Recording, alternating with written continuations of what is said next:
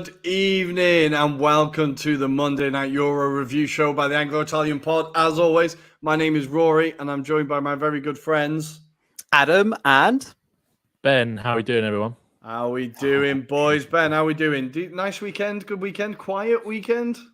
Yeah, nice quiet weekend. Not much to talk about from an England perspective, was there this week? Bit of a quiet one. No topics of debate that made front page news or anything like that. So it was nice to just sort of keep out the headlines, and have and then follow that up by a really entertaining game on Saturday as well. So I couldn't have asked for better, honestly. Couldn't have asked for better. Yeah, I'm sure we will get onto the debate. Oh God, Adam, how are you doing? Even the thought of it has made me angry. How are you doing, man?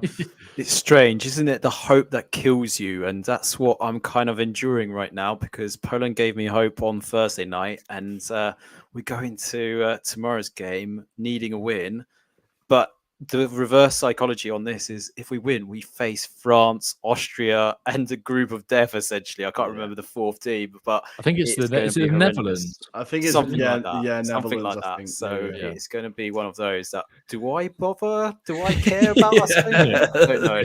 But yeah, it's a strange weekend. But nonetheless, all good here, all good. Very, like you say, very calm here at the moment as we kind of see the final third of the season. 2 weeks away from seeing Wickham at Wembley as well. Bloody hell, that's crept up. Yeah. That's crept up. So lots to get into, mate. But how are things in Milan? It was very sunny down there from what I could see. It was absolutely beautiful. I was sunbathing all day yesterday, met Tommy, had a few beers in the park. It was beautiful. It really feels like summer's hitting, which is great. But I was saying pre-pod that I think this weekend has been like just a perfect welcome break. And I was saying this to the missus and she was like, "You're so dramatic." I was like, look, players need a break. Us supporters need a break. Yeah. I know that whatever happens at the end of the season, it's going to be horrible and torturous, and I'm not going to enjoy a minute of it. So I needed this one weekend to just be like, football doesn't exist. I can just, live peacefully before we go into whatever is going to happen over the next couple of months. But yeah, short answer, pretty good. There is a lot to talk about, I think, this evening. So we're going to be talking, of course, about England versus Brazil. Endrick, we've all seen him on Football Manager and FIFA, but now most of us have seen him in real life. We'll be talking about France versus Germany. We'll do a little bit of a chat on Italy stateside. Nobody seems really happy about that.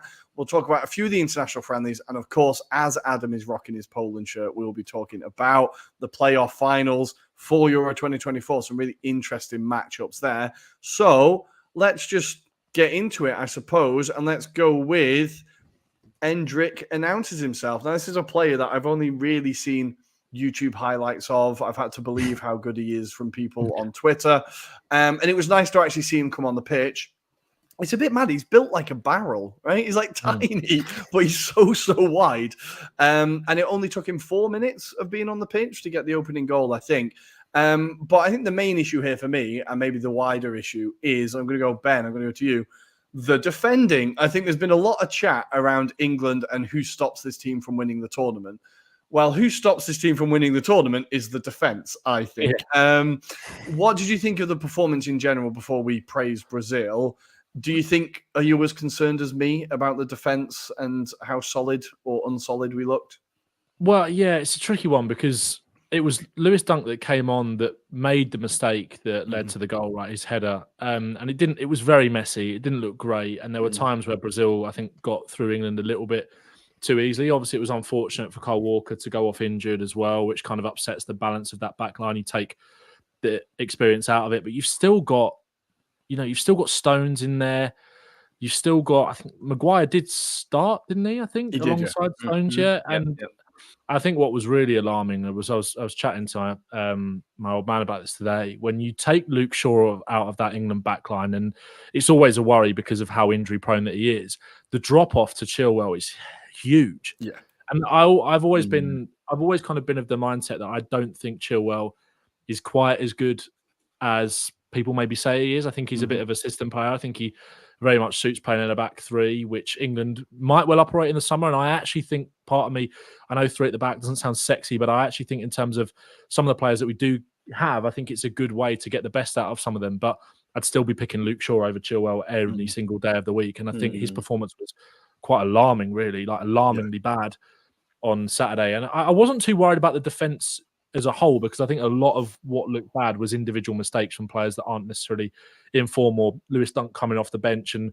making that mistake. But I think, again, with Dunk, there's always been a bit of a clamour for him to play for England. And I think it just shows you that even when you can play week in, week out for a Premier League side, be the captain, be the main man at Brighton as he has for so long, the step up to international football is still massive. And I know the Premier League is probably the highest level of football in the world. And then you play in the Champions League and all those kind of things. And the Champions League goes up a level from that because you've got the best teams playing from elsewhere. But in terms of a consistent league format, the Premier League has always been the best over the last however many years. Mm-hmm. And I think that still shows that the step up from that to international football is still quite steep. And I think some of these players maybe get found out a little bit at that level. Also, where it's a friendly, I think it's quite hard to take a lot of serious conclusions from it. It's one of those ones where you watch the game and it was very uninspiring to watch, but you kind of walk away and just forget about it. You don't really care. I don't know if you thought the same, but I wasn't too bothered about the result. It was more just like, and especially as well with some of the players that were missing. I thought Gallagher was really poor in midfield. And I think I've kind of been thinking about, when it gets to this kind of time of year before you're on the eve of a tournament, you always start thinking about, what would my 11 be for the first game in the Euros in the summer? And I was trying to think of like a way, trying to balance that midfield, who would be the best. And Gallagher was a name that's like sort of kept coming to me, but that performance wasn't particularly encouraging at all. But I think it was just a really sloppy, poor display from England all round. I felt sorry for Ollie Watkins, really, who didn't really have a sniff at all. And I think, again, that just shows you that when you kind of almost take Harry Kane a little bit for granted with England sometimes, because people will say that, I know obviously he's England's all-time record goal scorer, but sometimes I still don't think he gets the respect he deserves for England. I always felt, I know being a Spurs fan, there's an element of bias in that, and obviously he doesn't play for us anymore, but with Spurs, you felt like you were kind of constantly having to defend him. And even with England, it feels a bit like that. I just don't think, and I think the drop-off from him then to Watkins and Tony, even though they're two fantastic strikers, is massive, because Kane can make things happen out of nowhere, whereas Watkins isn't that sort of striker. So it was just a bit, especially off of the back of all the conversation in the week about everything else, it was just a little bit really, really flat. Well, I think it wasn't enjoyable. I think what concerned me, like, obviously I don't care about the result. It's a 1-0. It easily could have been 0-0 in a competitive game. Paquetá gets sent off. Like, I don't think it's like, if you know what I mean, I don't think it's like the result isn't the thing. What concerned me was the performance. I think, like, and even though players, like you said, like Gallagher, that aren't necessarily going to be first choice, or Chilwell, who aren't necessarily going to be first choice, were making mistakes, Harry Maguire, who is going to be first choice, if it wasn't for Pickford, Brazil score twice. Like, within 5 minutes, he gives away the ball pretty sloppily when he gets caught in possession.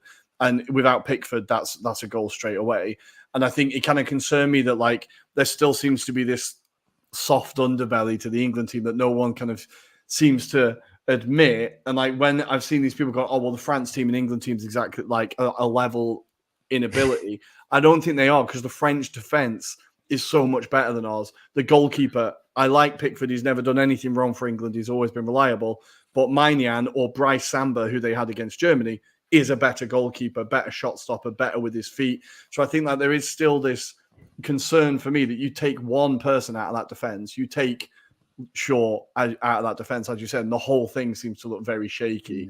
Like, and even we've gone from a team where, like, we could have a starting 11 of right backs to now, like, Kyle Walker, and if he's not there, you've got Kieran Trippier, who's had an awful season.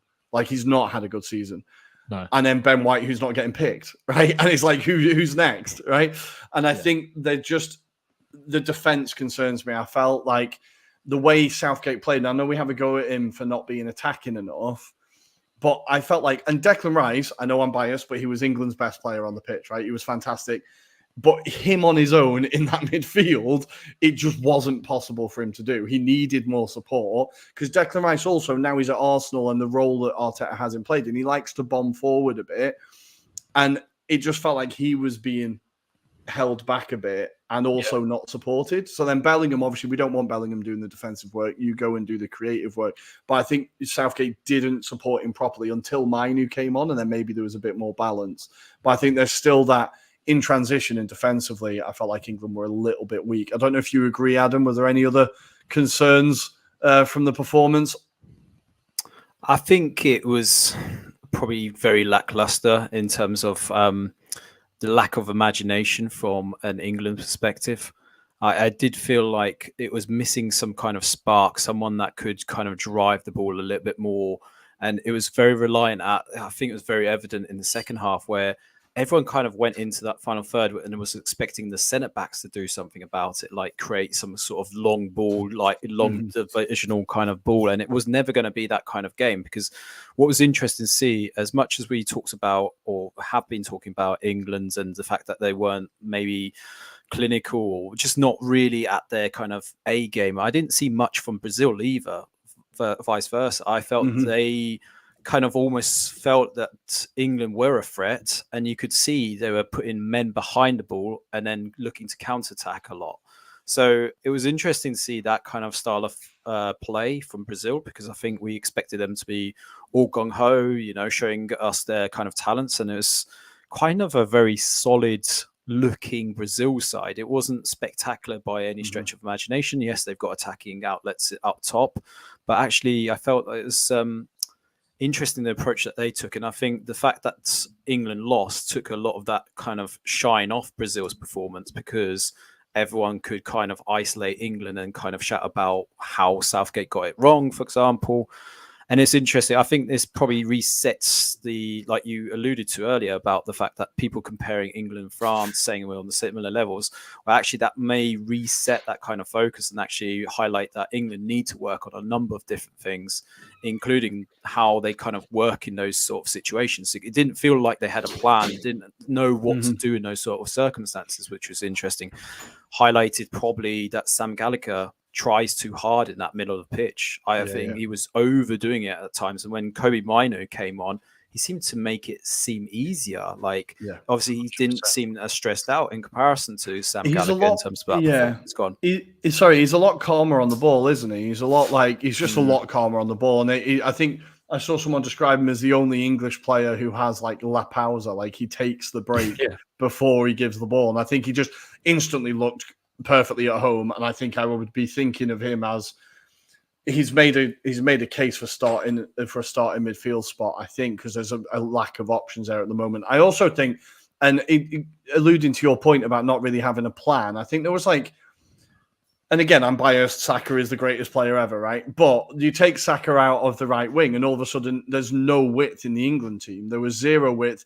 Like, I feel like Foden prefers to float into the central spaces, and instantly everything just went narrow and everything became predictable. And I think what Southgate and what these games are meant to be for, so we'll see how he lines up against Belgium, is about experimenting and seeing, right, okay, well, we need to see what we can work with. And I think we do need to look at how or what the alternative is if Saka can't play, because he's already, alongside Harry Kane and Declan Rice, I think, become the key players for England at the moment, that if they're fit, they start. And I think we need to think of an alternative for if Saka can't play, because it instantly took out all width and a lot of the unpredictability from the England team. And I think that's why Brazil found it so easy. Like, 3 of their back 4, they were making their debuts for Brazil. Like, this wasn't a full-strength Brazil team, right? Wendell from Porto, who was fantastic, and I absolutely really would like him at Arsenal. But, like, on his debut, you should have someone absolutely roasting him, running at him, making him uncomfortable, and we just weren't able to get that. So I think Southgate needs to think about what the actual alternatives are, and I'll be intrigued to see how he does line up against Belgium, and if he does kind of experiment a bit, because that's what these games are meant to be for us learning things, right? Otherwise it is just a complete waste of time. But we do have a question from Matty Kushner. Thanks for getting involved, mate. Speaking of that, we are all saying how bad the defense is. Who is your starting back 4 or 3? Well, Adam, I'll go to you first, and I'll hang till last. I was disappointed that Southgate didn't kind of give a run out to Braithwaite, because I would have loved to have seen how he would have done. And the rumours are potentially he will start tomorrow as the left-sided centre back. So based on current form, then I would go Braithwaite, Stones, and probably Kyle Walker, just because I think he seems to do a lot better when he's in a free, also adds that pace and injection to kind of cover when needed to, but also feel he's the creative element that potentially England centre-backs, obviously we kind of really rely on Johnny Stones to kind of step out of that defensive line. But actually, sometimes you need someone that can kind of provide that width as well. So I think between the three of them, that would be quite an equal balance. There's probably an argument to say Joe Gomez probably could stand a chance on current form because he can play that left-hand side as well. I wouldn't have that personally, but that would be my three, because actually I'd prefer to see a lot more of a kind of concentration potentially down that width as well. So you've got those kind of wing backs potentially playing a lot more of a stronger part and potentially to drop back when needed to as well. But that would be my choice. Ben? It's so tough. And I think the more I think about it, I think England have got more problems to solve than, bearing in mind, I think this is the best quality potential England squad that we've had in any of the tournaments that Southgate has managed us for by a long way. But I actually think we've got the most problems that need solving going into a tournament in any of these tournaments that he's been in charge for. I just think that part of those are down to the moment because that, down to fitness and all those kind of things. But I'm worried about how we kind of balance this team. I'm worried about the defense. I'm worried about the midfield. And I think those two things affect each other in terms of this question about who is your starting back 3 or 4, because I think a lot of it depends on me. A lot of it for me depends on how you want to line up in midfield, because personally, I think you have to find a way to fit Trent into this team. I just think that in a major tournament, I think the quality that he's got, I think he's another match winner. He's been that for Liverpool for goodness knows how long now. He's doing that. He's especially this season, he's kind of gone up another level. And you can talk about his defensive ability to the cows come home, but I think that's why I'd be more inclined to go to a back 5, because I think you've got the flexibility with Trent, where actually I saw a video from James Alcott where he kind of presented 5 different tactics as to how England win the Euros. And I never thought about playing Trent on the left-hand side. And it's something on the face of it, you don't really understand. It doesn't really make sense. But the more you dig into it, in terms of some of the passes that he wants to play over the top, it almost opens up the pitch a little bit more for him if he's playing on the left rather than the right. But I think what I would potentially go for, I would potentially, if nailing colours to the mast, if the tournament was tomorrow and everyone was fit, I think I'd go with a back 5 of Trent as a right wing back, but essentially being allowed the freedom to go into midfield. Walker as that right-sided centre-back, who then in possession, you go into a 4 and he becomes the right back. I'd have Stones and I'd probably have Branthwaite. I think for me, it's a toss-up between him and Colwill, because I think you need that right foot, left foot balance. I just think for the way that you want to play and playing out from the back as well, and having your centre-back step into midfield. But I'd probably go with Branthwaite just on form. I think he's very composed on the ball, has a great passing range, and he's just a unit. I think he's a really good defender. And I think this could be a tournament where he gets in and stays in from the start. But then it's like you think about Maguire, and it's just that he probably just will go with Maguire. Then I would go with Luke Shaw. I think it has to be, because I think in a 4 he can then tuck in and play as that left back. But we've seen he's played in a 5 for England before. He likes to bomb on, and I actually think with the balance of I think this is kind of going all over the place. But what you said about Saka, I think, is really important, because he is becoming one of England's most important players. And I still think, as much as I think Phil Foden has arguably been the best player in the Premier League this season, for England, it still hasn't quite worked. And I think the way you get the best out of Foden for me is, I think, by playing him on the left. So he doesn't kind of come in Saka's space, because I think Saka has the ability to hold the width to allow Trent to come inside and operate in those sort of inside pockets as that, inverted fullback or midfielder or whatever you want to call it. But I think having Shaw to be able to go up and down that flank, and then him holding the width on that side, allowing Foden to sort of come in and play more in those central areas. Because you look at Germany and you look at what they've kind of outlined, and we'll speak about the Germany-France game, and it was actually Wirtz that kind of grabbed the headlines with that stunning goal. Nagelsmann's ploy is to play Musiala and Wirtz in those half spaces high up the pitch and have your best 2 young players there to be able to dictate the game. And I think that with the intelligence that Bellingham and Trent and Foden have all got, I think you can make that work in a way that Trent can step into midfield, Bellingham can do the box-to-box, but also arrive late and be that number 10, and Foden can drift in from the left with Shaw holding the width, and Saka can hold the width on the other side, but also come inside, and Trent's clever enough to go around the other side. I know, just for me, I think in terms of having the best quality players available on the pitch, I think it probably is a 5. And I know it doesn't sound sexy, but I think with the players that you've got there, like I said, I think this is the best quality squad that Southgate's got, but I think he's also got the most. He's got the most amount of questions to answer going into the tournament. I think he has had in terms of tactics and personnel and all that stuff. I think that's personally what I'd go with. It'd be Trent, Walker, Stones, Branthwaite, and Shaw for me. Well, in the third opinion, I'm going to stick with 4 at the back because I think England have played some of their best stuff in a 4-3-3. Yeah. But I would. This is so. I know that I'm just going to come across as the annoying Arsenal fan, but deal with it. I would be on the phone calling Ben White saying I'm sorry and getting him back in the fucking squad because he's the best right back in the league at the moment. He's on form. He's the best right back in the Premier League. I think he has to be there. The partnership that he has with Saka anyway, and the fact that they can just bounce off each other, they can find each other's runs. Ben White knows when to stop, when. The relationship there, you've instantly got that set out. So I would have Ben White at right back. It's difficult to say that. I would have John Stones, of course, because he's the best ball playing defender, solid. And I think even some of the passes in the Brazil game that you saw him pull off, you're like, oh God, there's not been many English players that can do that. I do want a left-footed left centre-back, so I think I give Braithwaite a go because I think it instantly just adds that solidity and that dimension to your defence that you can find those passes, gives you a bit more range. So I think Braithwaite I'm definitely giving the left centre-back spot to. Again, I hope we see him in the Belgium game and see how he responds because you can't just throw him into a tournament and be like, go. But I think in a perfect world, I would have him. And then left back, if he's fit, it has to be Luke Shaw. I don't think there's many other options. Like, again, Reece James, if he could play longer than 30 minutes, has probably got a shout.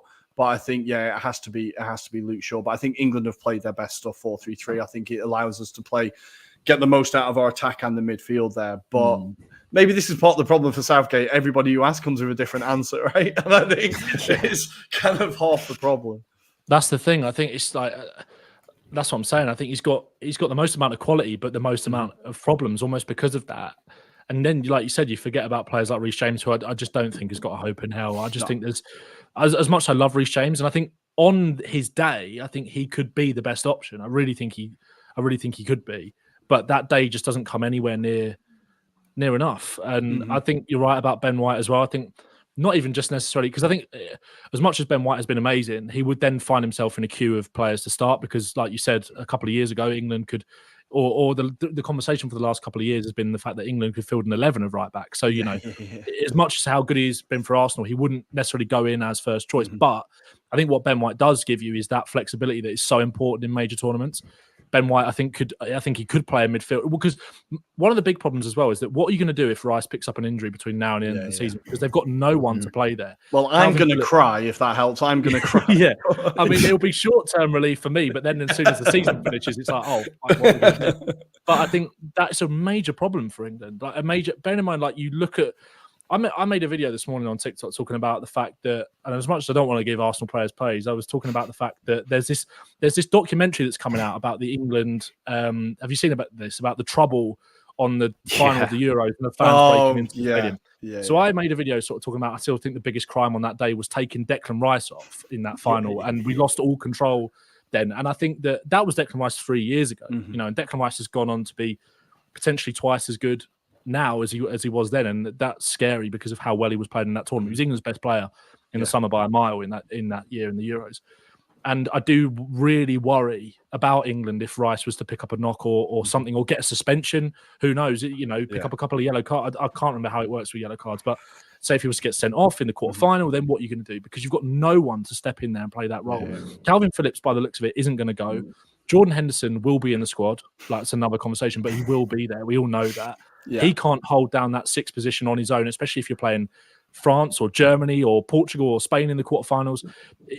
I just think we've got major, like, as optimistic as I am and as optimistic as I will be come June, St. George's Cross or no St. George's Cross, like England have got major. I think we've got major problems that I think haven't really come to light yet. And I think again, like, it's how do you get the best out of Bellingham? How do you get the best out of Foden? It's almost like there's too much quality. And I know it sounds bizarre. And I just don't. This is where I think now you can fairly start questioning Southgate. I've always been a fan of Southgate. I think that what he's done for England in terms of the bigger picture and getting England fans back on side and all that sort of stuff, and how far he's took out. You can't look at his reign as a failure. But now this is where big questions need to be asked. And I just worry about the management of this squad because I think there's so much quality, but there's so many holes. I think. I find the Trent shout really interesting. And Adam, I'm going to go to you because I feel like I forget about him as an England player. And I think he's a player that in 20 years, it'll be like Glenn Hoddle when everyone will go, how did he only get like 10 caps for England? Like, do you feel like he's just massively not appreciated and we should be finding a place for him? Because he is categorically one of England's best, most talented technical footballers, but we just can't seem to find a place for him. I don't know if it's because he plays for Liverpool. I don't know what it is. Liverpool fans will say it's because he plays for Liverpool. Well, I don't know what it is, but do you feel like a spot needs to be found for him, right? And maybe he could do that midfield role and just start him in midfield. I agree. I think everyone's kind of been so, I suppose, they want to pick a fault at his game, right? And for years, all they've kind of alluded to is that he's not very good on the one-on-ones. For example, defensively, he can be a bit short.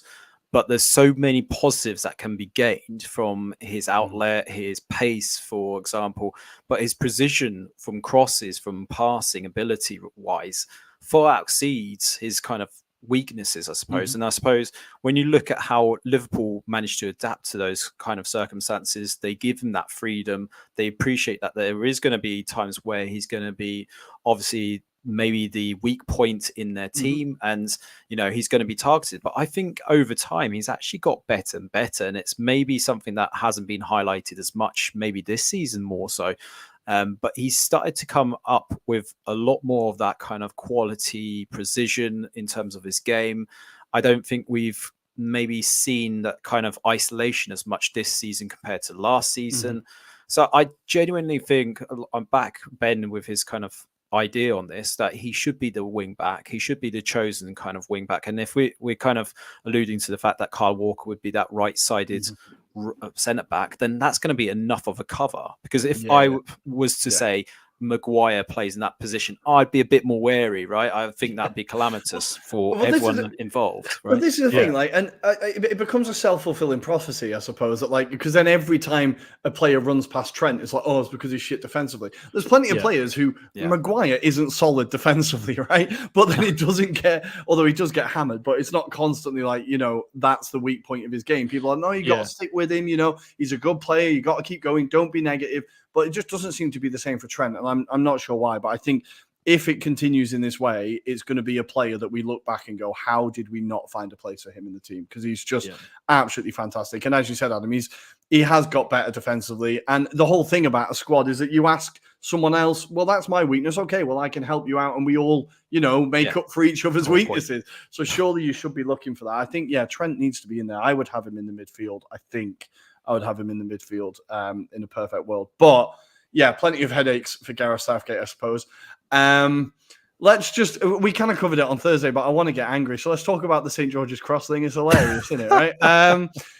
My favorite thing this week has been people retweeting it with suggested pictures to replace. Oh, my God, yeah. It's been absolutely fantastic. I think the one was an England flag with like, get the bags in, get the slags in.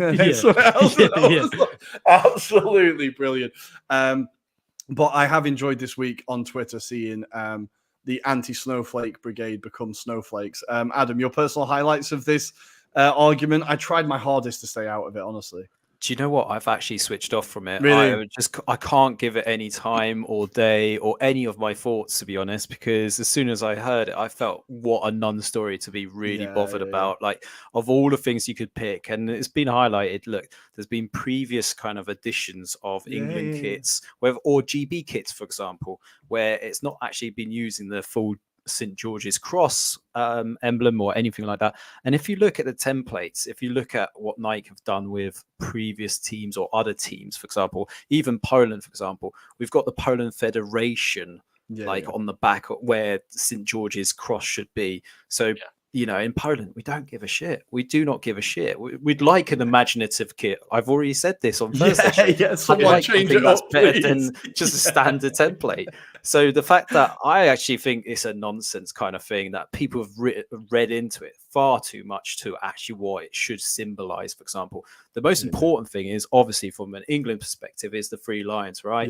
I'm pointing to the Polish eagle, but that's the most important thing from a country's perspective. They don't give a shit about what's on the back. I mean, Jesus Christ, where's Well, this come to? It's hilarious because I don't know if you follow the comedian Alistair Green. He does like shots to camera. He's fucking brilliant.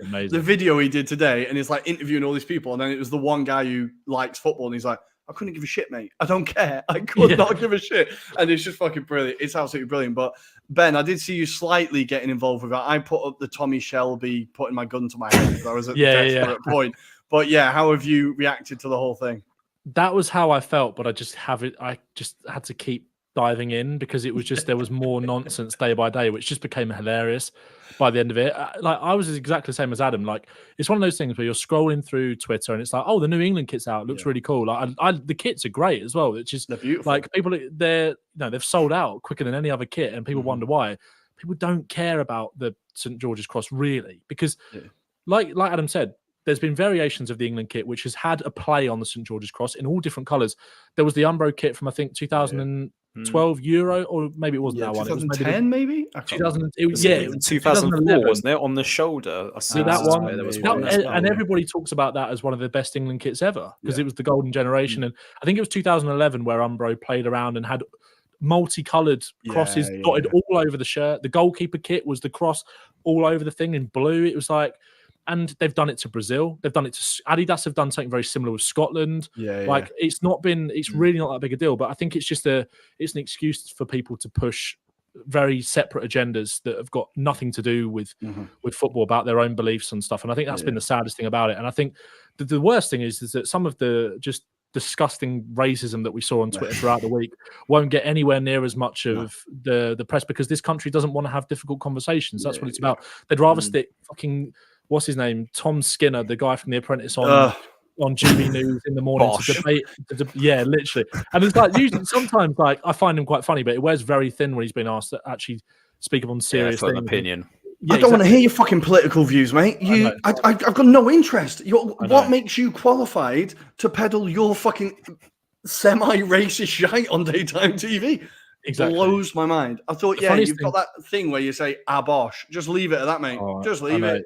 The worst thing is as well is that the people, it's so obvious that people like old fucking gammon men see a little bit of colour and think must be gay or something. It must be something to do with the LGBT community.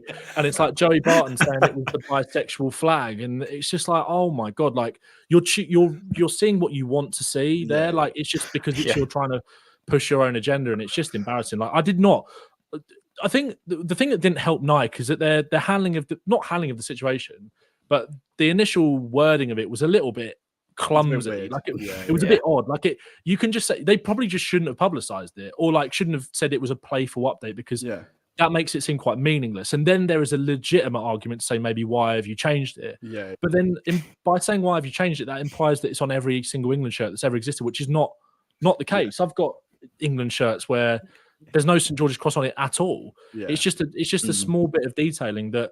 I just think if it bothers you that much, there are far bigger problems in this country that, like I said, the government and the politicians getting involved and the broadcasters getting involved. They don't want to have difficult conversations that are actually affecting people's lives. Like the open racism that we saw towards Tony, Walker and Rashford for wearing earrings and leggings and saying they shouldn't be even playing for this country and all this sort of stuff. It was just like, none of that gets spoken about, but you want to get every single ex-pro on TalkSport to say, I wear the England flag with pride.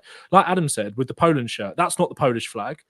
You know, the coat of arms that Scotland wear is similar to it's got the Scottish flag on it, but it's not the Scottish flag. Republic of Ireland is the same. Wales is the same. It's the dragon. It's what represents the football team. It's that people will go out and say you want to wear the St. George's Cross with pride. That's never been the case. You can't wear it with pride if it's on the back of the shirt anyway. It's not as if it's like some really it's a symbolic emblem of this country. But I think part of the problem is and the way I feel about it personally is that I don't really have any relationship with St. George's Cross because I think it's been manipulated and taken over or owned by like a lot of far right kind of groups in this country where it kind of loses the meaning. And I'm not a particularly patriotic person anyway, but when it comes to the football team, that sort of stuff is all separate. And I think and also with Gareth Southgate's response, people interpreted that in the way they want to interpret it, because I interpreted it actually as that he doesn't really care. That's how I took it. But like people were then saying that, you know, because he said, because it's not got the red and white, so it's not the St. George's Cross. People then were like, yeah, you tell him, Gareth. And it was like, I think you could tell by his demeanour that he really wasn't that fucked, and he has other things to think about. It's just, yeah. The kits are lovely. That's just like, it's a nice really kit. Nice. It's a nice kit. And the thing is, because obviously I ended up talking to the missus about it, and I was like, they're going mad about this. And like culture wars. In Italy, it's bad, right? In Italy, it's bad for culture wars. It's really bad. But then you see it in the UK, and you're like, okay, nobody does it like us. Like, we really know how to set up a culture. Hold my beer, basically. Yeah, it is just incredible. People must just be incredibly bored. I found it really, really depressing. And then, like a joke that goes on for a while. It's funny. Then it's not funny, then it gets funny again. It kind of felt like that. And towards the end, I was just like pissing myself, like looking at all these people. Jamie O'Hara fucking crying over it and all sorts. How many England caps did Jamie O'Hara get, by the way? Too many. I don't know. This is what I mean. You've got like second rate, like no disrespect, because it was funny because they had Stuart Pearce on TalkSport on Friday. And obviously, Stuart Pearce is probably the most proud Englishman ever. Yeah. So. And then Peter Shilton afterwards, like with Stuart Pearce, Stuart Pearce didn't even sound that bothered. He was like, he sort of said, well, they shouldn't really have done it. Maybe I don't like. He didn't sound. He disagreed with it, but he wasn't up in arms. And that's arguably the most proud England player to ever play for this country. Whose opinion that you should probably value over the likes of Darren Ambrose and Jamie O'Hara, who are on TalkSport saying you should boycott Nike. It's like, and this is another thing. Sorry, this is probably why they're wearing Nike kits. Yeah, they've got Nike trainers on. Don't worry about that. Exactly. And this is the thing that this is going on. Like, you can pick this argument apart till the cows come home with some of the stuff they're saying. But like, people then blaming Nike for it and saying that Nike are a disgrace. It's this American company. Woke company, mate. Woke company. Yeah, exactly. Well, the irony in that, as you kind of touched on at the start, of like the people that will sit around calling people woke and snowflakes getting upset over a literal piece of cotton on the shirt, was like there was a tweet that banged that said that, which was the best kind of part of the discourse. But like people blaming Nike for it, it's like, well, the FA would have approved it. If the FA, they're the ones that represent the football team, like they approved it. Don't get angry at Nike. It's like, but it's brilliant. It was absolutely brilliant, and I've already seen. And now I don't want to give him. You can sponsor us if you want, but there's a balcony shirts, and they've already got a T-shirt with that flag on it with England underneath, which I'm definitely going to buy at some point before we go to the Euros. I'm getting that T-shirt definitely. But let's leave that debate there. Just very quickly, let's talk about Brazil. I was quite impressed by Brazil. I thought they were. On the break, particularly, they didn't really play that Brazilian style of football, but they haven't for a very long time. But I thought on the break in particular, if Vinicius Jr. had a little bit more end product, I think he had a bit of a difficult night. But I thought there were a few players that stood out. Paquetá, apart from he should have been sent off, was by far their most dangerous player. And you kind of you're starting to see him at his full potential. Maybe you're starting to get more towards his potential. Like Adam, we're really seeing Paquetá, what Milan wish Paquetá had been, right? Yeah, all those seasons ago. But yeah, no, he's started to show a lot more ability, hasn't he? He's starting to, I suppose maybe that influence from David Moyes has helped him out massively, because that element I think he alluded to in an interview was that he's tracking back. He wouldn't have done that back in Milan or Lyon, for example. So he's added that element to his game. He's become a bit more solid in terms of his contribution game by game. It's not like one game is amazing, one game is subpar, for example. He's a lot more consistent with his game. I actually felt players like Gomez and Guimaraes actually played really well. Although we talked about how good Declan Rice was in that midfield, I actually felt they bullied England's midfielders.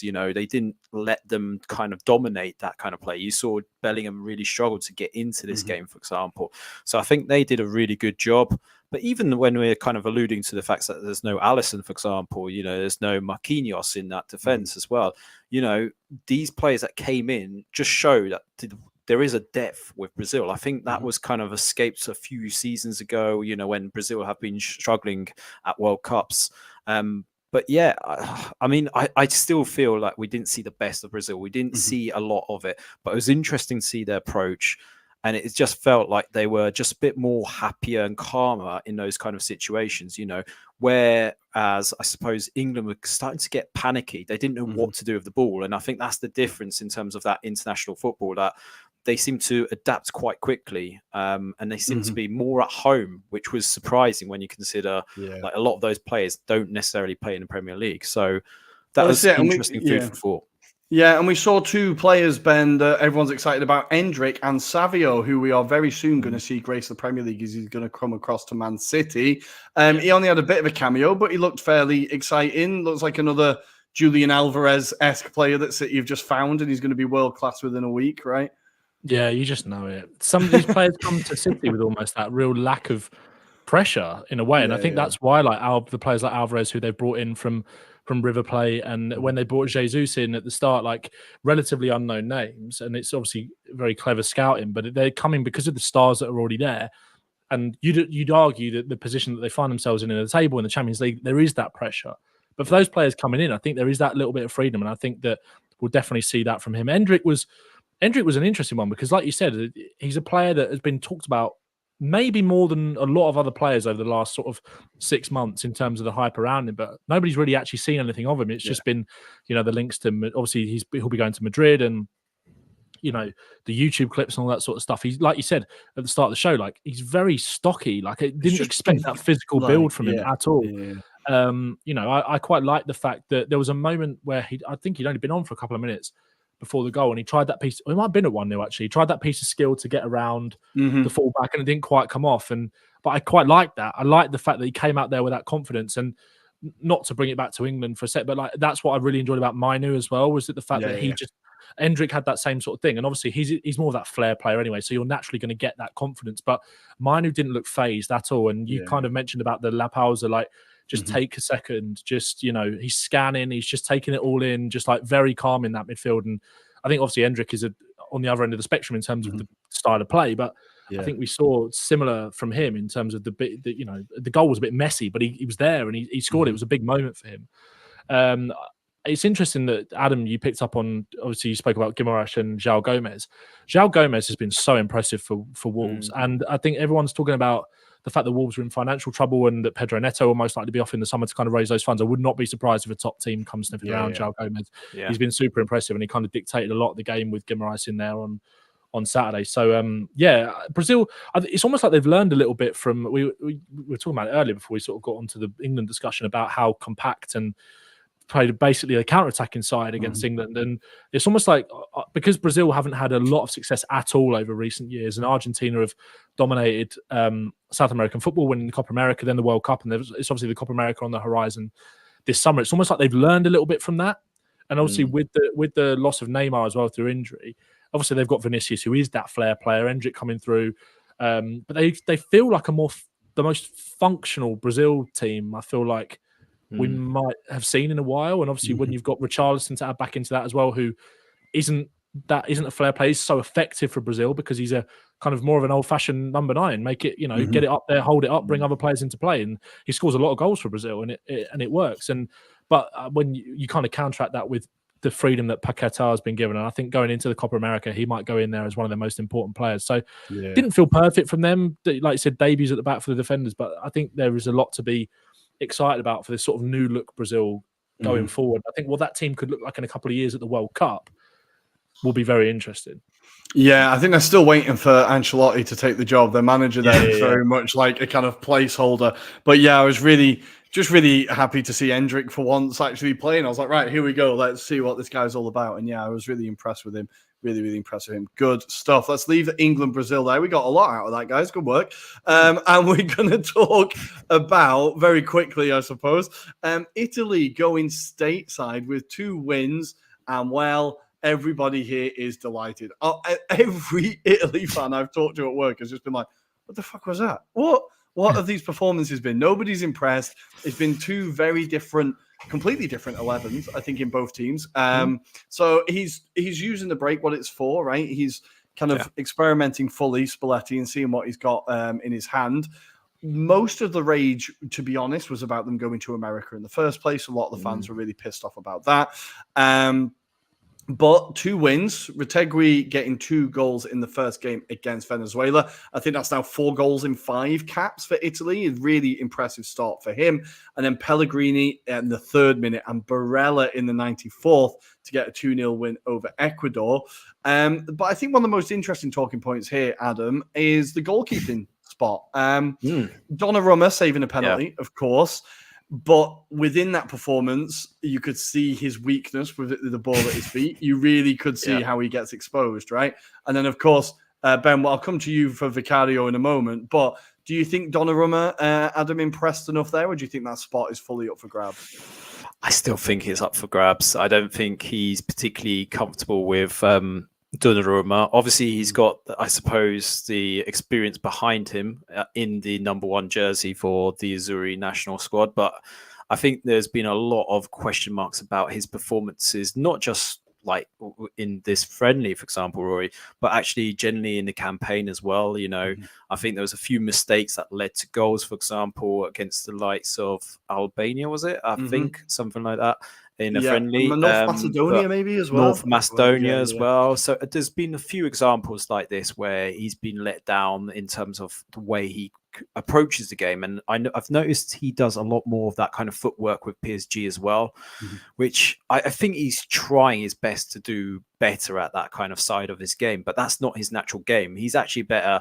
at just kicking it long and, you know, getting it onto a target man's head, which I think in Italy's kind of game, they're lacking that. It was a shame that Lorenzo Luca, for example, was injured, because I think he stood a great chance of maybe showing what his credentials were for the national squad. But to your point, I think there's going to be a good chance that there could be someone else as number 1, whether that's like Vicario or whether that's Carnesecchi. Obviously, Merit's credentials as well from Napoli. So, it's interesting, isn't it? I think there's a huge dilemma. You've got so many great goalkeepers. Di Gregorio, who we haven't even mentioned, who plays for Monza, having a fantastic season there. And as you alluded to, even Provedel, he's such a serially underrated goalkeeper. So, lots of food for thought, but it's great that actually he explored it. He went with Vicario in the next game as well. So, great chance for him. And to that kind of point, I think Italy did a good job of actually rotating that squad. I think that was really good and really well. So I suppose the question would be, did we actually learn too much about these players? Probably not a lot, because the opposition didn't really give them too much. But I think there was a lot of mistakes in that performances between the two.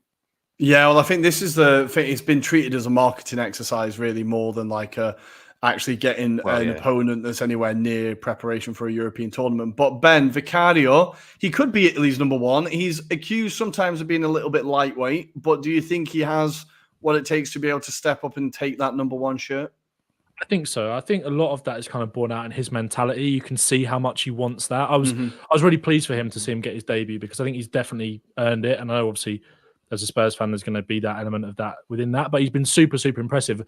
There's obviously been kind of jibes thrown him a little bit from those where we had that run of games where he was bombarded from corners, where actually my view on that, and obviously you could accuse me of kind of trying to protect him, but I think it's just I don't think Spurs did a good enough job of protecting him in those situations. I think he looked a bit flappy, but it's because there wasn't really that barrier in front of him, and he looked a bit vulnerable. But I actually think we haven't seen anything like that since, and I think it was obviously, I think, again, not to sound kind of too biased, but there was a couple of those games where it wasn't like teams were sticking a man on Vicario. It was like teams were putting a train together to go on Vicario. And like I remember against Brentford, where they were pushing everyone almost back into the goal, and Everton were doing the same against us and whipping in balls of real quality. So that's naturally going to expose you a little bit.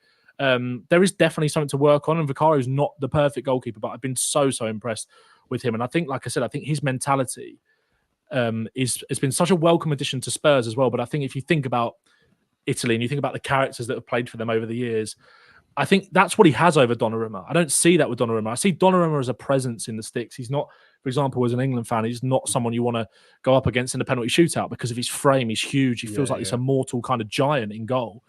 But I think in terms of what Vicario brings to the team, I think he brings a little bit more calmness. I think he brings a little bit better quality in terms of passing out from the back. I think he's potentially as good a shot stopper as Donnarumma on his day. And I do think there's the natural path there for kind of Vicario to take over. I remember Buffon speaking about Vicario a couple of years ago when he was, it might have been before he was at Empoli. Or sort of saying, or maybe it was when he was at Empoli, sort of saying about this guy is going to be the Italy number 1. And I think is it Empoli that have produced a lot of goalkeepers? Empoli have produced a lot of good players in general, to be honest. But yeah, they've had who was the other keeper that was there? Provedel. Yeah, Provedel came through Empoli as well, didn't he? Yeah, So, they have had a few. but Italy are an interesting one as well, because I think I was looking at this the other day. I can't remember who they've got in the group. I feel like they're in Spain's group. They've got Spain, Albania, and crap. I should have the groups up. Really, they've not got they've got a very difficult group. Even they've got a very difficult group. Yeah, so it's going to be, and the kind of rotation of the two sides was interesting, because it wasn't as if it was like, this is the A team, this is the B team. There were kind of sprinklings of each in both of those sides, which I think is quite interesting. Obviously, again, from a Spurs perspective, you've kind of got a doggy up against DiMarco. I think DiMarco is, as much as a doggy is fantastic, I think if you're going to play five at the back, you probably couldn't find a better left wing back in Europe at the moment. And I think with the experience that DiMarco's got, I think a doggy might struggle to get in there. But it was good to see him get minutes. He bizarrely wasn't even in the squad for the second game, which kind of threw Spurs Twitter into a bit of a frenzy, because he hadn't been seen in training, and it was like, oh, here we go again. But yeah, it's interesting. With obviously Raspadori played in that second game, Pellegrini got the goal, Barella into midfield with Jorginho, and then the midfield in the first game was Locatelli and Bonaventura. So the depth is there, and you think about how good Locatelli was in the last Euros. Obviously, I mean, the insane depth at Italy. I think you've got Spinazzola. I can't remember if Spinazzola's out. Spinazzola, yeah, no. Well, it's always hard to remember if he's fit or not. Exactly. I think he's fit at the moment, but Roma are like, don't touch him. You've got him to add to that depth as well at left wing back. It's just crazy. They're a bit top. It's a bit like England. They're kind of top heavy in a lot of positions. Yeah, well, you kind of neatly taken us onto where I wanted to go next, which was Adam with the wing backs. I think it's really interesting because he had, as Ben said, he had Cambiasso and Udogie in one game. Then he had, I'm trying to remember all the names now, Bellanova in the second game, right? Like, they've got a real wealth of talent there, Italy. Like, who are your starting wing backs? We know that in Spalletti's system, the wing backs are super important. You can see how much he got out of Di Lorenzo at Napoli, right? Like, who are your starting wing backs for Italy? Because I think there's a really interesting battle there. I think actually I'd rotate it depending on the opposition, personally, because you've got DiMarco, who isn't necessarily quite fast or has the stamina to last a whole game, for example. But his kind of crossing ability and his shot from distance is kind of really powerful. So he's going to be useful on those occasions. He's almost kind of compared to that David Beckham kind of style of role, because he can ping those balls quite well. And then you've got Udogie, for example, who I do love. I actually think he should be given a lot of opportunities with the Azzurri squad. It's a shame we didn't see Coyote, for example, being picked for this squad. I think he would have been a really good addition for that right-hand side, just to kind of challenge Di Lorenzo, because I think it would be Di Lorenzo personally. Raul Bellanova's had a great season with Torino. And, you know, I think Inter will be gutted that they let him go as well in that sense, because they only had him on loan from Calgary last season, but could have made it permanent. And I'm sure they'll be kicking themselves. Cambiasso, you can't dispute what a great season he's having with Juventus, but I don't know if he kind of forces himself into this squad. This is the only problem as well. So a lot of question marks. I would personally say left-hand side, definitely Udogie and DiMarco as the kind of two to kind of rotate. On the right-hand side, I feel it's going to be Di Lorenzo, and personally, I think it's probably going to be Cambiasso, because he's more consistent versus Bellanova. But at least you've got depth, I suppose. That's the great thing about it. So. Yeah, and then finally up front, like Retegui, you can't really argue with his numbers. Like, I keep waiting for him to so I think there's something there where it's not going to work. And he's had a very good season with Genoa. He's having a very good time with Italy. Like, he has to be ahead of Raspadori, right? Ben, are you taking him ahead of Raspadori? I think he's just got a bit more of a constant threat, right? Yeah, I think so. Especially when it feels like the drop off then from Raspadori is then you're looking at someone like Scamacca as well. Like the options for Italy up front aren't exactly the most inspiring. So I think that you have to go with Retegui, just purely based on form and numbers. Again, bagging 2 goals on Friday. Again, it's difficult. It's such a difficult barometer, these games, because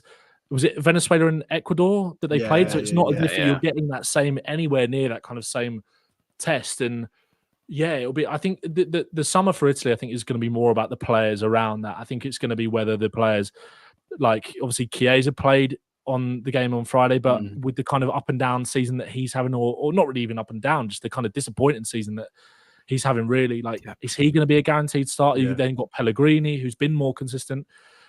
it's such a tricky one. I think it's going to be more about how they kind of supplement the attack behind whoever plays up front. Even though obviously that position is important, I think it's about those players buzzing around Retegui or whoever it is up there. And I still think that's a problem that they kind of need to answer. You've got Fratesi as well. So it's going to be Italy are going to be, I think they're going to be such an interesting team in the summer. I think there's a lot of teams, and obviously we're going to come on to France, Germany, but I think there's a lot of teams that people aren't really thinking about that might still cause teams problems. Nobody would have predicted Italy to go that far in Euro 2020, and they ended up winning it. So maybe with this kind of some of the fresh, exciting players they got coming through, and some of the old guard are still there to an extent, they might surprise a few teams despite the difficult group they've got. So it's an interesting one. I was looking at their group. They've got Spain, Croatia, and Albania. That's a difficult group. Like Albania are a decent team. Like Albania are genuinely not as bad as you think they are. They are good. So I think Italy are going to have their work cut out. But I think you're right. They're going to surprise a lot of people. And with Spalletti, I think we've seen that tactically he is brilliant, and I think he will be able to. It's just seeing him go through tournament football. I suppose this is his first tournament. This is first, right, let's see how this goes. So, I think Italy are going to surprise some people. It'll be exciting, and there are a lot of exciting young players there for Italy. So, good times. I was watching some of their youth teams this week because I was particularly bored, and Kamada, the player that everybody's been talking about for Milan, got a hat-trick or 4 goals against Belgium. Absolutely ran riot. That guy looks insane. All types of finishes, like heading with his left foot, right foot, just his movement, absolutely incredible. That was for the under-19s, I want to say, or the under-17s. And then Profundi for the under-21s as well was absolutely fantastic. He scored a great goal as well. And one observation that really kind of put a smile on my face, the face of the Italian team is about to change in the future because there's a lot of young black players coming through in the Italian youth teams that this country is going to have to face up to at some point. And I can't wait because they're incredibly talented and it's going to be a much more diverse Italian team. So I think it's going to be really, it's great to see. It's just great to see from a observational living in this country point of view. It kind of came to mind. But let's leave Italy there. Americans were quite happy. Italian Americans were quite happy they got to see their team, I think. So that's all that matters. And let's go on to Wirtz and Havertz. Kai Havertz scores again. You can't stop him getting the second against France, but it's all about the start, right? Ben, 7 seconds in, France just hadn't woken up, right? It was a ridiculous goal. Like I was saying earlier about the fact that I think sort of alluding onto what I was saying before about Italy, and I don't think Italy are as necessarily in contention as Germany, but I think people seem to be not talking about Germany at all. Bear in mind, this is a host nation tournament. Some of the young, exciting players they've got coming through, and these aren't new players, but Musiala and Wirtz have been 2 of the best players in the Bundesliga this season. They are the players that Germany are going to build this team around. And then after Nagelsmann made that statement in the week, talking about those 2 players playing in the half spaces, being the guys to win that tournament for Germany, for Wirtz to then go and do that inside what felt like the first 10 seconds of the game was crazy. And then from what I saw, obviously I didn't watch the whole game, but it felt like Germany kind of kept France at arm's length a little bit, really. And then Havertz had a golden chance to score before he then scored the second anyway. Like Germany are going to be I think Germany are going to be a real threat at this tournament. I know it sounds super obvious, but I just don't feel like, I feel like they're almost dark horses going into their own Euros, which sounds crazy to me. I know they're flattered to deceive at major tournaments over the last few years. They haven't got out of the group in the last 2 World Cups, and then England knocked them out in the round of 16 in the last Euros. And they may well flatter to deceive again with a young team. It might be the pressure of being host nations. We know what it can get like with Germany. If you use Bayern Munich as kind of a microcosm for the German media and, how kind of the shitstorm that goes on at Bayern sometimes, and that it feels like there's that element of pressure with the national team as well a lot of the time. So much focus on it. I think at the moment it's different. I feel like there's zero expectation from the German fans at the moment because they've seen how poor everything's gone. And they're like, we have to say this performance against France is very much an outstanding result, right? Like we all turned around and was like, whoa, what the hell happened there? I think their performances haven't been great. I think Nagelsmann is obviously figuring something out, but you have to remember the last game he played Havertz at left back, so he's clearly figuring shit out.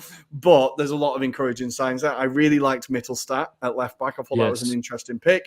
Having a really good season for a very good Stuttgart team that are doing very well in the Bundesliga. So I think Nagelsmann is figuring stuff out. But I think they're going into the tournament with like zero pressure. I think like from podcasts I've listened to and like, it feels like the Germans are kind of like, if we get out of the group, we'll take that as a success because we're not expecting much. But yeah, a lot of, I think he's kind of figuring it out. And as I think Lineker said, never doubt the Germans, right? You know, they're always going to rock up at some point. And Havertz, the striker, I was very, very impressed with. But also, the kit is beautiful. The Germany kit, I'm a big fan of. I looked in and I was like, I need to go and buy that shirt. It really is beautiful.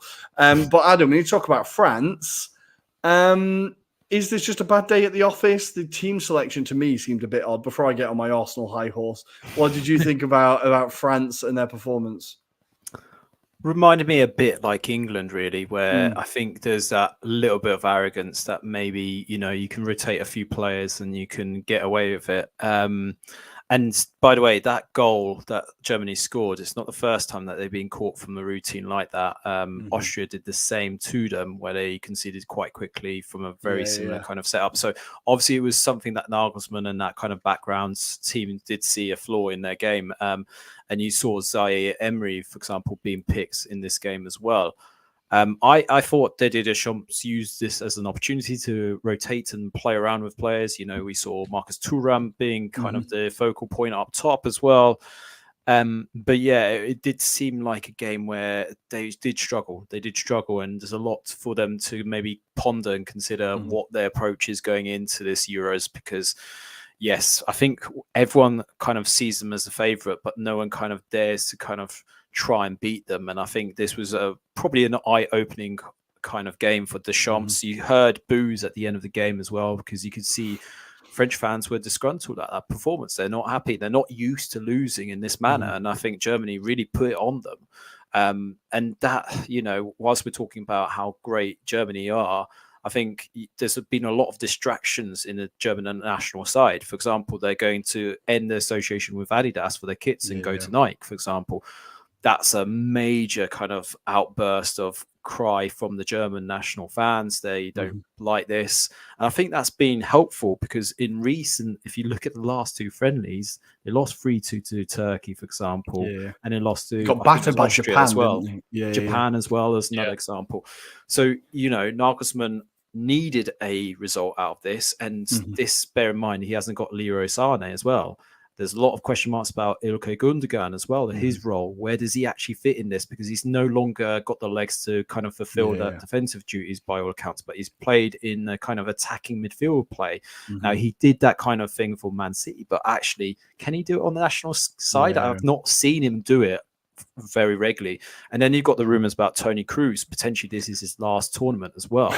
They said that last time. They've had to drag him out of retirement. We can't find anyone to replace you, Tony. You have to come back. This is it. But I think Tuchemeni let it out in an interview. Apparently that's a kind of realistic idea that this will be his last tournament. And then when we're kind of joking about Germany, Nicholas Füllkrug is kind of the backup striker, for example. So they haven't got that depth that maybe a few years ago they used to have. And it'll be an interesting period because they need to transition. But I think it's going to be whoever takes on the role after Nagelsmann, because we know his contract ends at the end of this tournament. And I think he wants a club role rather than a national job. So naturally, I think the successor is Jurgen Klopp. That's what apparently is the person that's been approached for this role. Whether that is legitimate, I don't know. But you could see him developing kind of the infrastructure, which is what Joachim Löw used to do. He used to love being able to tap into the different age groups. And I think they'll do the same. But yeah, huge question marks for France. But I don't think it's something that they should be too wary of. I think this is a blip. They needed that. And I'm sure Didier Deschamps will rethink his approach as well. Yeah. My only issue here, and I know there's everyone's just about, shut up about Arsenal. My only issue is I don't get why Saliba doesn't start and Upamecano starts. Every time I've seen Upamecano, he drops a clanger or he does something where you're like, whoa, this guy just has like, it feels like he just glitches a bit every so often and he just collapses. And I think I don't know what more Saliba has to do. And I saw that like Pavard was shifted from right back into centre back. I know he's been playing centre back for Inter in that back three, but it is that kind of right back centre back role he plays, so that he could put Koundé at right back, who's another centre back. And I thought, how many positions are you shifting just to not play William Saliba? Just play really Saliba. Just play Saliba, right? I'm gonna say, especially like it's a good point about Upamecano, because you see like in the Champions League last year, he had big cock-ups really when it got really tough against City, despite throughout the rest of the game actually looking pretty solid. And then in 10-minute spells, it's just he looks like one of the most complacent defenders in the world. When you've got a Rolls Royce in Saliba sitting on the bench, it feels a little bit going into tournament football where one mistake can change absolutely everything. It doesn't make sense. It doesn't make sense. It feels like you said, I think that's spot on. Like they're kind of trying to fit too many square pegs in round holes to not play him. It seems a bit bizarre. I know there's been some stuff in the French media about Saliba. Was it Emmanuel Petit who came out and sort of spoke about the fact that he doesn't really fancy him for the national side? He's always saying something, Petit. He's always saying something. Like, but I bet if you spoke to kind of the average French fan down the street, they'd probably ask you who your best centre-back option is, and they'd probably say Saliba. It just feels a little bit like it feels like we've had these conversations with England with certain players where it's just like, just play him, find a way, figure it out. But this is a centre-back we're talking about. We're not talking about how do you get the best out of Trent. Is it playing him in midfield, or is it playing him at fullback? Is it Foden in the 10 or out wide? This is Saliba, who's been arguably the best centre-back in the Premier League this season. It doesn't make sense. But for that reason, though, I kind of think like I think France are gettable. I do think they're gettable. They seem inevitable because of they've got like the talent that they've got. I just think there is a little bit of a chink in their armour to a point. We saw that in the last Euros. I know this is a bit of a different team. Arguably, that team at the Euros was maybe more fully formed than this one is. With some of the players coming through now. They're still a massive threat, but I just think no one's got their hand on it yet. I don't think the Euros. Whereas I think at this point it'd be a little bit clearer. Usually. Yeah, I feel like what we saw in this game was like when things don't go wrong, when things don't go right, they just kind of go, right, well, Kylian, you've got to fix it. Like, and it's just it becomes very one-dimensional of just give it Kylian and hopefully he'll spam it top corner. So I feel like they don't really respond to, or they don't seem to have a plan B when things do go against them. I think you made a good point. Like, not many teams go to try and win against them. Like, not many teams go for it. And Germany did, right? And they were like, right, no, we're going to try and win it and let's see what happens. So I think, they are get-atable. My last thought on this: why the hell did Nottingham Forest not sign Bryce Samba to a frigging deal? The guy is an unbelievable goalkeeper. He wanted to leave though. He wanted to leave back to France. That was the reason. Oh, I thought it was they didn't want it. They couldn't offer him a contract. contract. They tried to keep him on, but he decided he wanted to come back to France. So, that's a hell of a miss. That gain, wasn't it? He was unbelievable. He made some unbelievable saves in this game, and I saw him he's at Lens now, right? So he played against Arsenal. He made some great saves for them as well. And I was like, is that the guy who won the playoffs for Forest? Yeah. Incredible. What a miss that was. But finally, moving on, Adam, we're going to give you your time to shine. Here we go. The big game, mate. Here we go. Wales versus Poland in Cardiff. How are we feeling?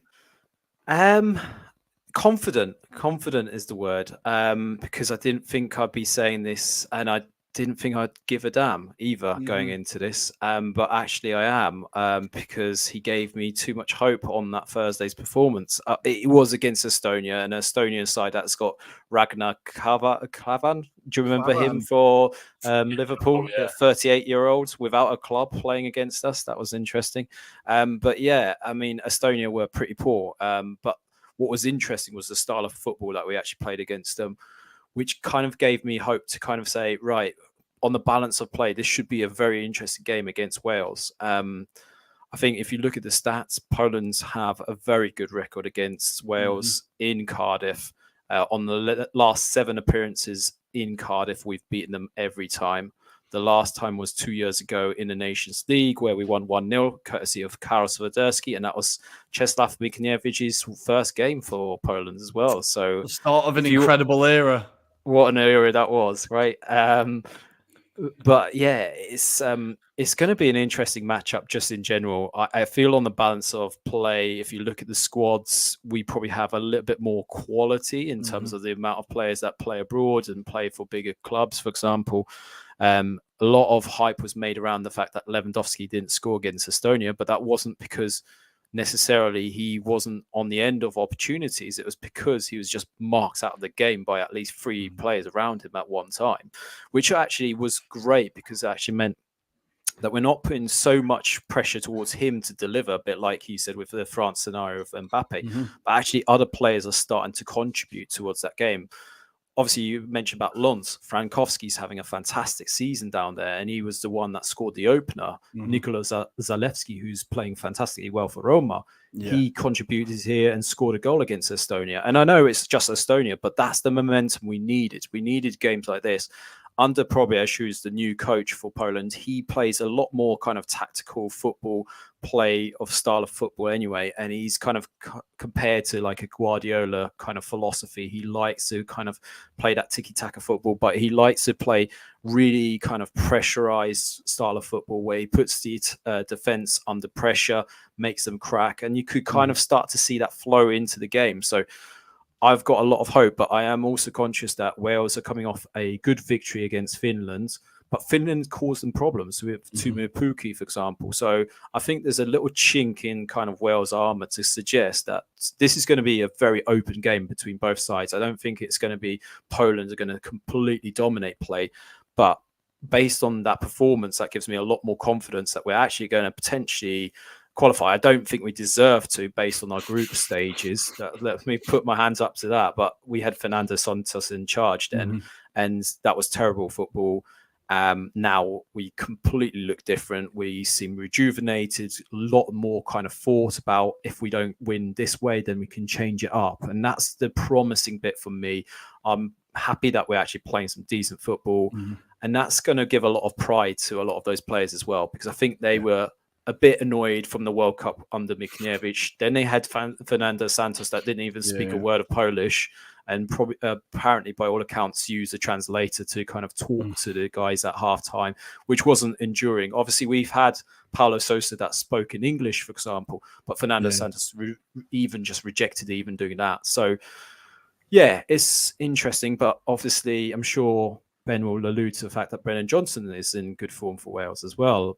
Ben Davies being really strong at the back for Wales and commanding in terms of his performance. I feel for me where the weakness is in the likes of Joe Rodon.